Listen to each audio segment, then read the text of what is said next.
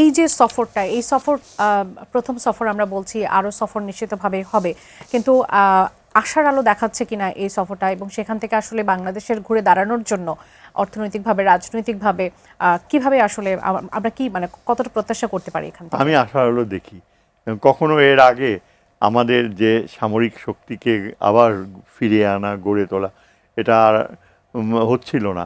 চীনের কাছ থেকে বিমান ক্রয় করা হবে, ভারত মারাত্মকভাবে বাংলাদেশ বিরোধী হয়ে যাবে। আমার মনে হয় চীনকে এরকমও প্রস্তাব করা হবে যে সাউথ এশিয়ার অন্য দেশগুলো, পাকিস্তান ও ভুটান, মালদ্বীপ, শ্রীলঙ্কা, নেপাল মিলে আলাদা আমরা সার্ক সংগঠন করি, এবং এটা হবে ভারতকে চূড়ান্ত চপেটাঘাত, এবং এটা ভারত প্রত্যাশা করছে।